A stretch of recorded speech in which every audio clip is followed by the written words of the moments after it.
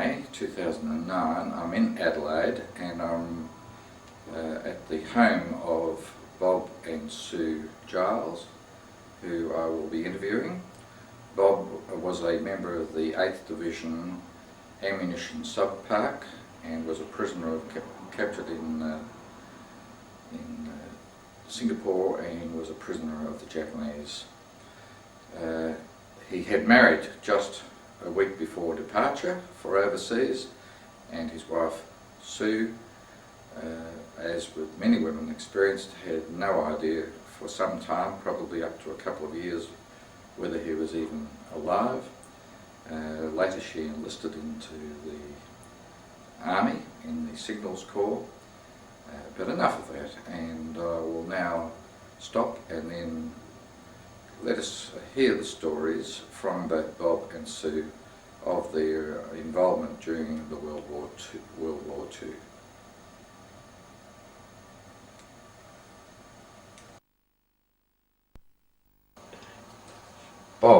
Bob Giles, thank you very, very much for agreeing to do this interview today.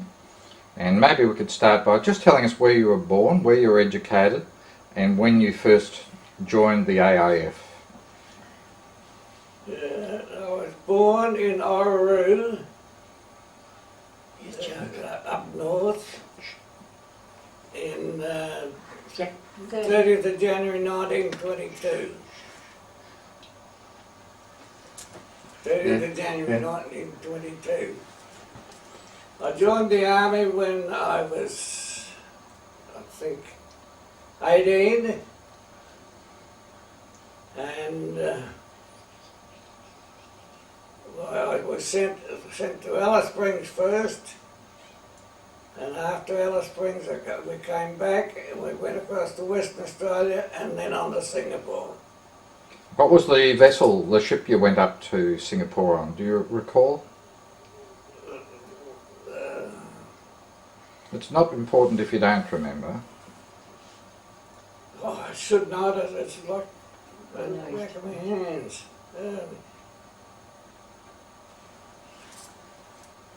No, I can't think of it at present. Now, I believe that you had a little bit of prompting. You now remember what the name of the ship was. Yeah, the name of the ship was the Zealandia. Yes.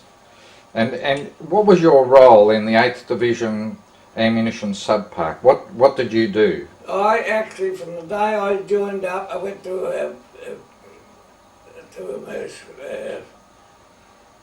a workshop down at Wavell, and when I came back, I was made of, they said I was a fitter, gave me $3 a day extra, and I was there until we were taken for the war. And do you remember who was the commanding officer commanding your unit? Mick Potter. No, but the commanding officer, was it? Bob Glasgow. Yeah, what sort of a fellow was he? He was a big lump of fellow. He was supposed to be, I heard, an ex-heavyweight wrestler from Queensland. Mm-hmm. And what about Lieutenant Evans was also there, wasn't he? Yes, Lieutenant Evans was there. And there was Lieutenant Smith. Well, that's enough of us to get an idea of the officers. Yeah. There weren't a lot of officers. No. Roughly how many men were in the unit? Roughly how many? Would it be 100 or 200? What would it be? I don't know, but I would say a bit over 200. Yes, yeah. Do you remember the day when the Allies capitulated? Do you actually remember anything of that day on Singapore? No, I do not. No, not the sudden silence or anything like that. No, with the guns stopping. 2 days we noticed the Japanese altered a lot towards us and that sort of thing like that. But that was the biggest thing, and we thought, and then someone would come along and tell you, no, they haven't, they're still fighting and that sort of thing like that. So you didn't know he was like whether he was finished or whether he weren't finished. Yes. Until a few days after the finish didn't come to an end straight away like that. And when you actually marched out to the Changi end of the island, do you remember that march that day, or did you manage to go out by vehicle? Changi. No, I don't remember it. No. No.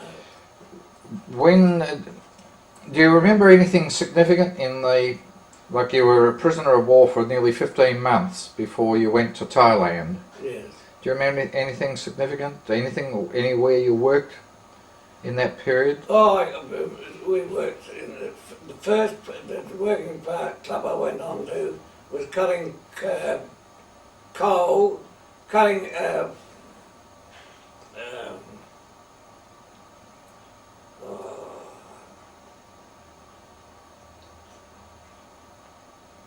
funny how you work when memory can't remember it.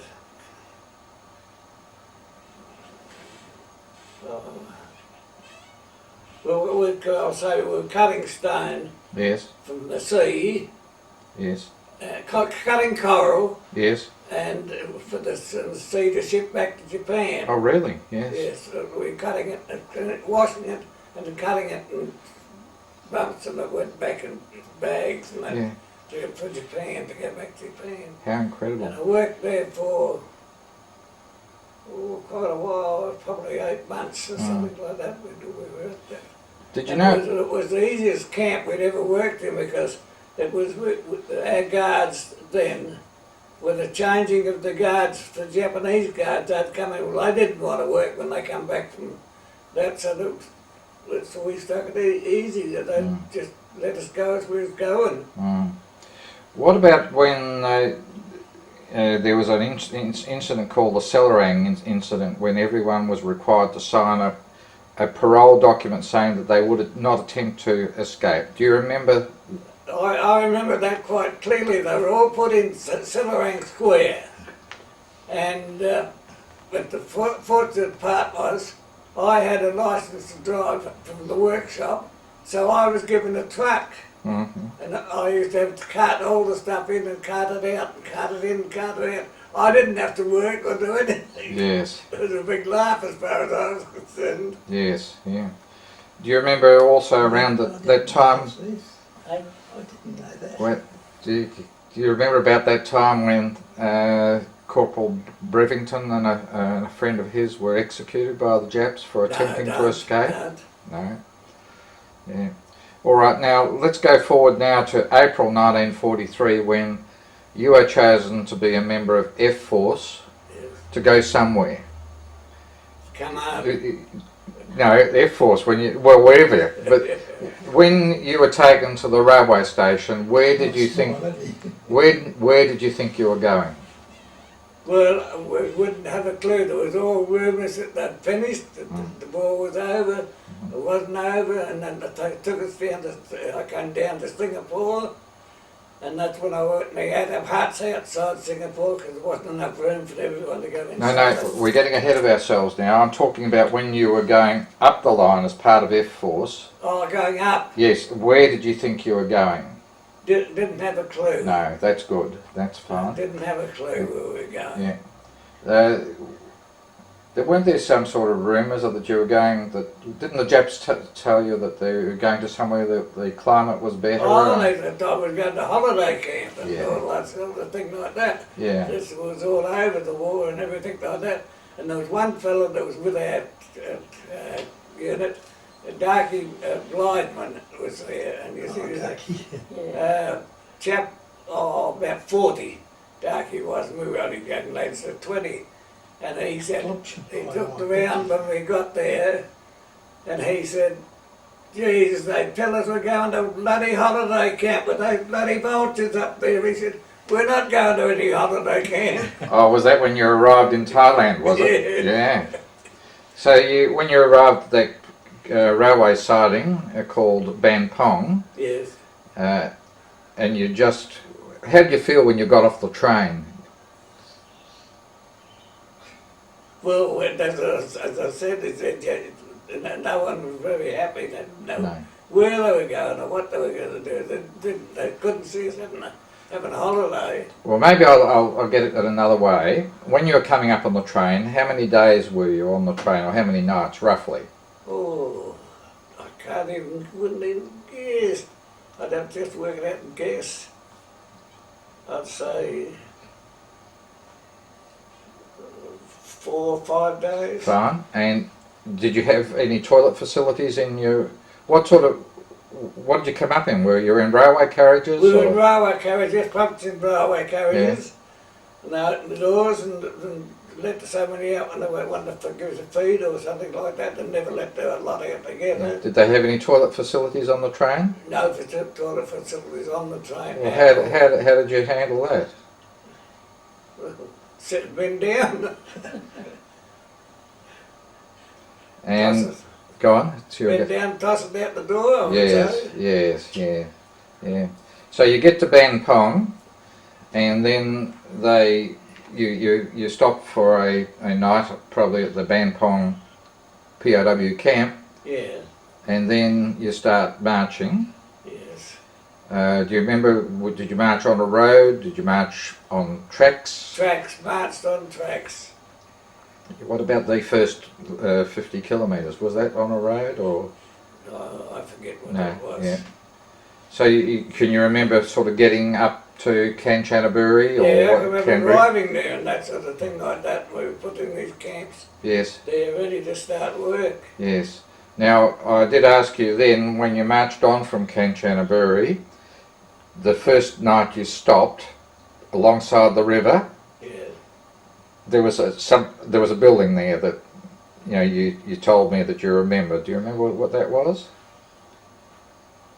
Well, can I lead you, the Buddhist temple that...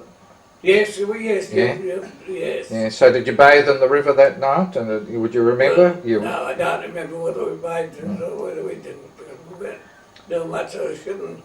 Well, it was not very hard to get undressed and dropped up in the river and, the amount of clothing we were wearing. I understand.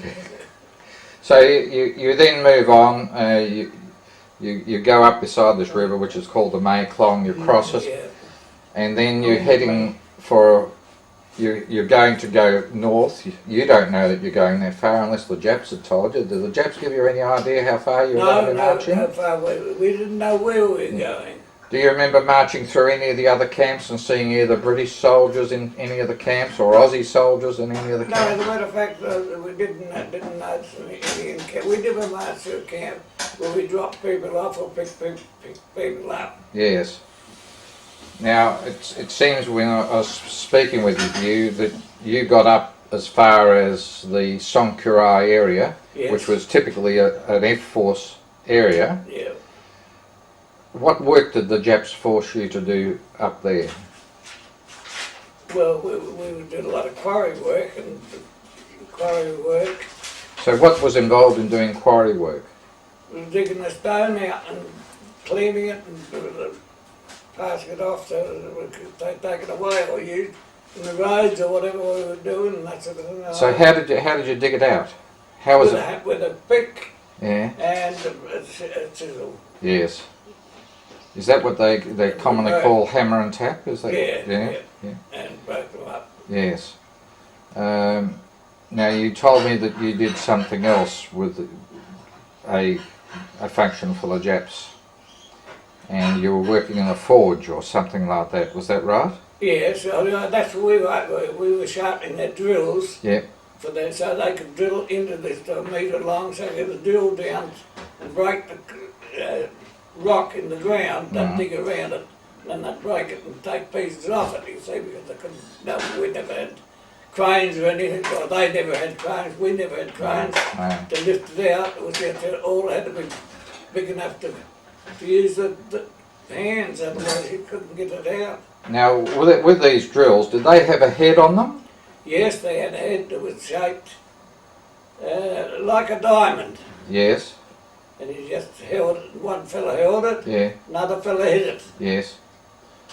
And of course, when you're doing that normally, the metal softens. So were you doing anything about rehardening the metal? No, or? we weren't doing anything. No. We were just giving them the stuff and they took it away and trained. So did you actually have to put that head onto the end of the No, we had to hit that on. Yes. Get it red hot.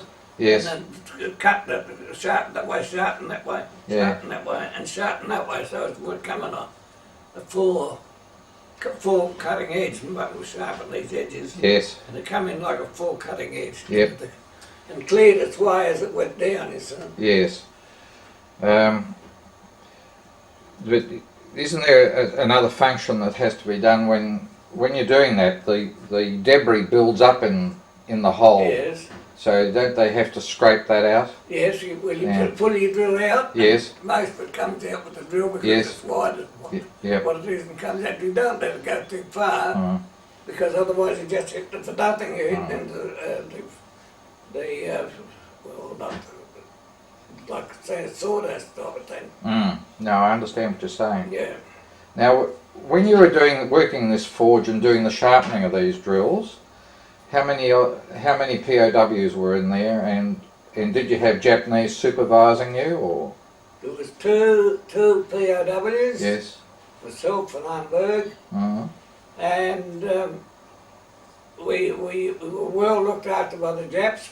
They did advocacy whatever we wanted, provided we cooked their potatoes and all that sort of thing in the forge, put it around the edge. And they'd come in and get that and bring us in water and everything. We were well looked after while we were doing that.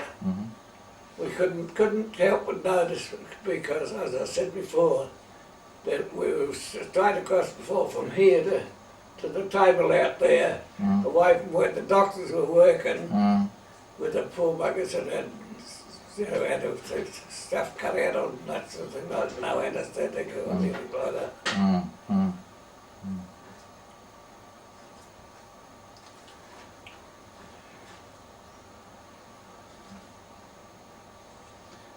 I've got another query with regard to the Japs. Well, no, with regard to your work.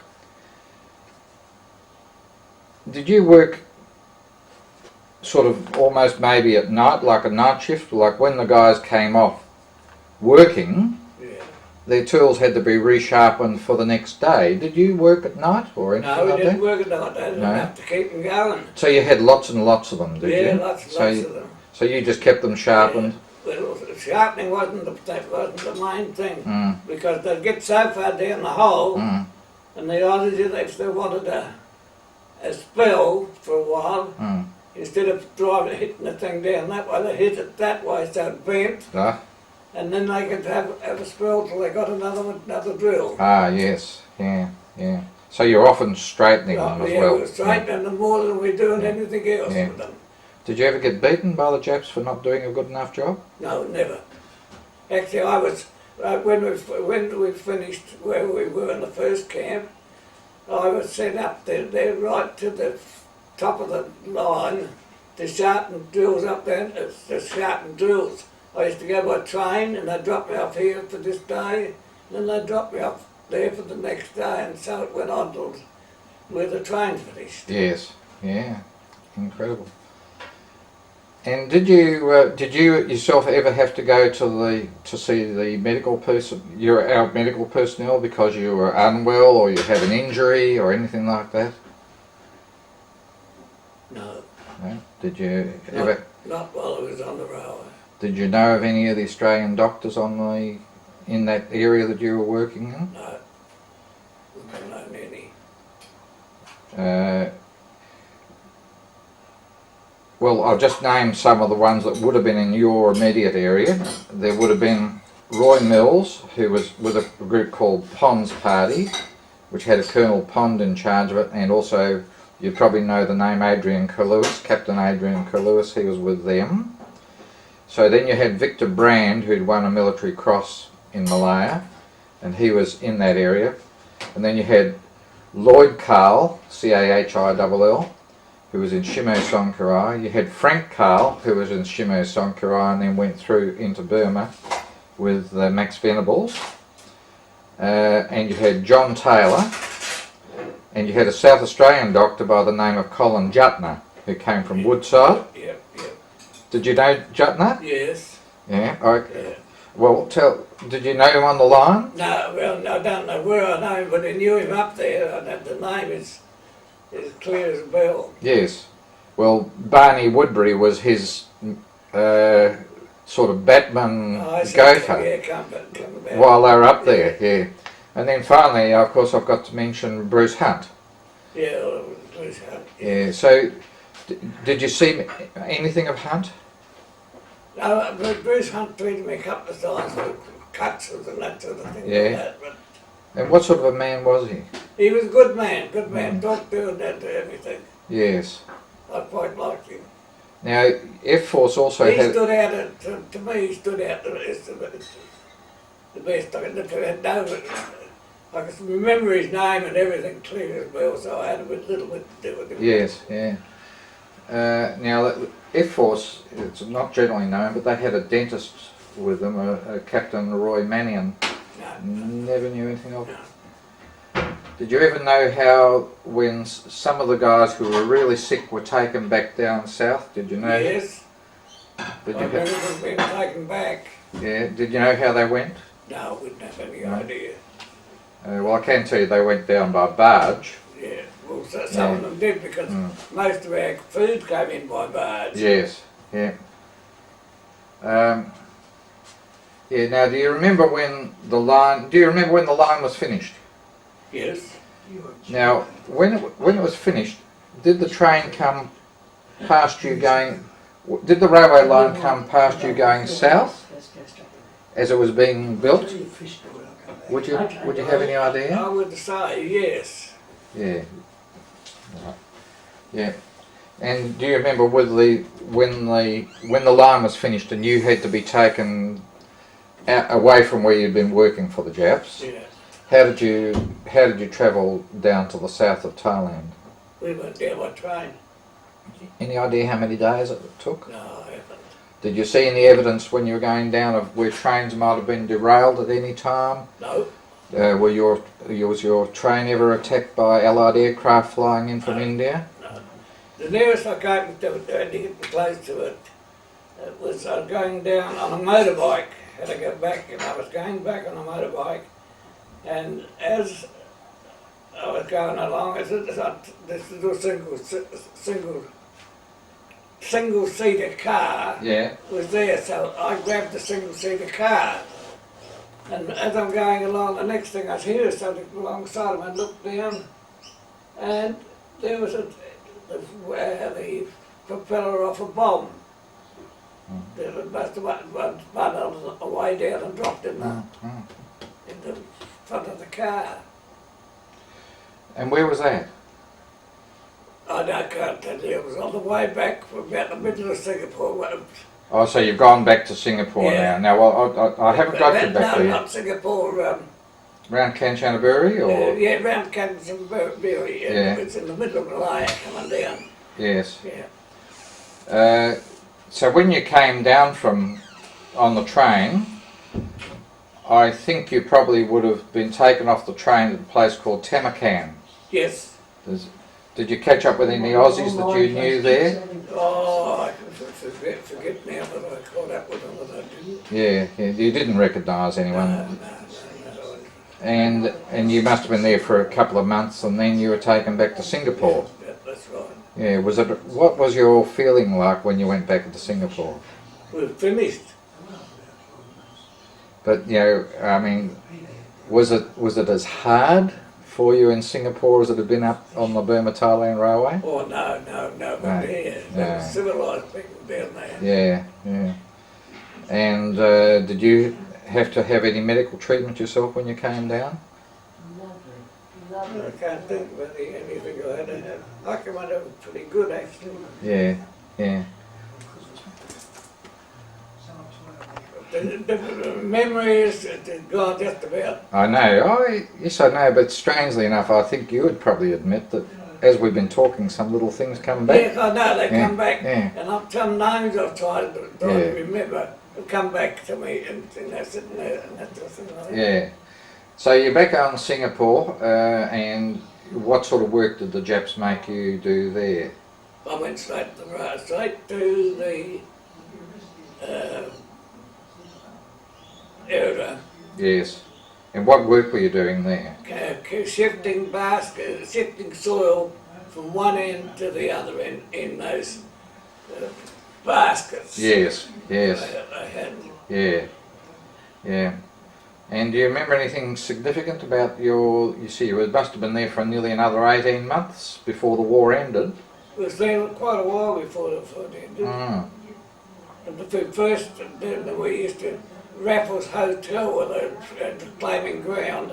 Out from Raffles Hotel we were cutting the soil coming by railway Yes. in front of the pub. Then we'd have to cut it out in well, I think they used to call little baskets about that big. Yes. That sort of come in against you and you just cut them out and Yes. and nothing. I understand what you're saying, yeah. So when was the first time that you knew that the war was over? Was there an incident that... Yes, I can tell you it's a funny incident because I went out and I was leaving and I came past the Jap guards and that sort of thing, and I thought, Jesus, when I came up I could see the Jap guards, so I thought, now they're going to catch me and go me over in a minute when I see something. So I jumped in this tank, it's about so big, about like a 44-gallon drum. Jumped in there to let them. Anyway, they come over to me. I said, well, what's wrong? And I just turned the drum over and let me get out and go on my way. I thought, well, something's happened here. Yeah, yeah. Now, how did you get home from Singapore to Australia? Flew home in seaboats, Yes. Catalinas. Catalinas, yeah. So what was the route? Did you go out to Morotai? No, I don't know where. Did you go direct to Darwin? Or? No, we came down direct to Darwin. Mm. We landed in one place on the way home, then we landed in Darwin, then we landed across in top of Queensland, and then we landed down in Sydney. Yes. That long to come home. And then where did they take you? To the showgrounds or somewhere, did they? Yes, it took us to the showgrounds and that. And then we come down to Melbourne, and then we were trained home to Adelaide. Yeah, so when you went to the showgrounds, of course, all the people from New South Wales, they had relations coming to look Yes. for them. You must have felt a bit sad that there was no one to see No you. one at all. Yeah. And then you went down to Melbourne by train, did you? Went down to Melbourne by train. And then train across to Adelaide. Across to Adelaide. So how were you discharged from the army over here? We went to Wavell, sent back to Wavell, and we were discharged from there. Yes. And now, did you have a girlfriend while you were away? No. No, you and No, there was no way in the world you could find a girlfriend. no, like you didn't have a girlfriend before you left. Yes, I was married. You were married, okay, and you're Yes, still that's married. right. And you're still married. Yes. Yes, well that's... We got married just before I went away. Did you? Okay, now maybe I should get Shirley's side of the story too. Yeah, well, you could Yeah. get it. What did you do after the war? After the war, Yeah, I went back to Sajura, yeah, built a house, yes. and worked in the garage back there. But I took over the garage. Mm. I bought the garage after Yes. I went back because I'd accumulated quite a bit of money, you see. Yeah, of course, yeah. Well, that was probably the only good thing out of it all. Yeah, that was the only good thing out of it. Yeah. All right. Well, Bob, can I say how much I appreciate the opportunity of interviewing you? Well, I know it is. And I'm going to ask Sue if she'd give us Yes. some comments now. Yeah. Now, Sue, we've heard Bob's story, and I didn't appreciate that the two of you were married before he went away. Now, how long had you known each other? Since I was 16 and he was at his 17th birthday party, or 18th birthday party, wasn't it? Yeah, so, what age were you when you got married? I was 18, he was 19. Oh, heavens. And how many weeks was that before? Did you know he was going away overseas at the time? No, because that was his first trip to Alice Springs after we were going together. Mm. Then he came down, and then 6 months later he went away again, up to top, Mm-hmm. up to Banker, and then he come back, we were married, and then he went to Melbourne, and away he went. Yes. He's So- at Melbourne for the Melbourne Cup. Caulfield Cup, he left before the Melbourne Cup, I think. I'll So- get to the Caulfield Cup. And Yeah. then I didn't hear any more for 18 months.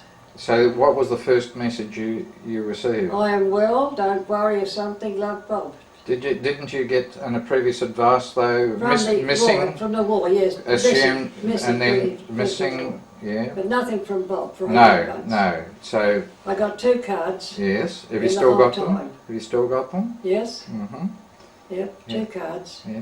They're both much the same on them, you know. Well, they were only given 25 words to put That's everything right, down, yeah. including the address. That's right, Mm. that's right, yeah. Yeah. So, what sort of work did you do? Well, I was sort of a housemaid at a guest house when he went away, Mhm. or doctors when he went away. Mm. A Then receptionist I went at in the munition doctor's, were you? factory. Sorry? I worked in a munition factory Yes, till I got sick, and then when I got over that I joined the army. you did. Yep. And what was your rank? Oh, the signal woman. I didn't drive. Oh, that you were day. in signals. In Yeah. signals. And where were you posted? Barangilla, New South Wales. Barangilla, yes. Yeah, on the river. Right, yes. Mm. Yep, I was there for most of the time, for 2 years. Yes. Yeah. Now, when was the first time that? Well, when was the first? You knew that he was alive. You got these 2 Yeah, cards from yeah. him. The war was over. Well, then And- it was in the Advertiser, in the paper in New Was it? South Wales. And you've still got that cutting, by any No, chance? No, I don't know what happened to that Yeah. over the years. Yeah. Yeah. No, I don't Yeah. know what happened. And I had I went paraded before the captain first, you see, and he didn't believe me. He said, his mother sent a telegram to say that Bob was going to be released, coming home.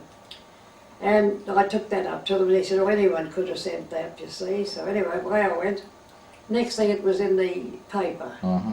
that so many of these men would be coming home on the Catalinas. Mm. So of course I cut that out and took it up, and I was home within a week. Yes. And I think I got home 3 days. You took time to come down from Brisbane, Sydney and Melbourne they went, you see. Well, I got into Adelaide about a week before they did. Mm-hmm. Mm. And where was the first time you saw him? At the railway station. Oh, yes. Mm. Then they had to go to Wayville Yes. to sort of be medically tested or something. Yes. Yeah. And I think he got home about 5 o'clock that night. From the railway station at 9 o'clock in the morning till 5 o'clock that night from out at Repat, Wayville. Mm. And where did you? Then we went to Sojourner. Yes. So Went to Sojourner for when did he actually take his discharge? Do you know? Let's say the wars ended on the 15th of August and 16th of November. 16th of November. November 1945. Yes. That's Yeah. right. Yeah. And by which time you were in I got Sojourner mine anyway? on the 31st of October 1945. Yes. Yeah. Bob got his at Hampstead and I got mine at Wayville. Yes. Yeah. Mm. Well, that's a distinguished story. And what about family? What family have you? 5 girls and 1 boy. Yes. They're up there. Oh yes. Yep. Very handsome 5 too. girls and 1 boy. Yeah, lovely. Very nice. No, well, we were over there for Sojourner for 5 years, then we came back here to Mm. Adelaide to live. Mm. Well, may I say thank you very much. Thank you very much. And I hope that when you see this, it'll be something that you'll appreciate and be Right. able to pass to your family. Right, thank you very much.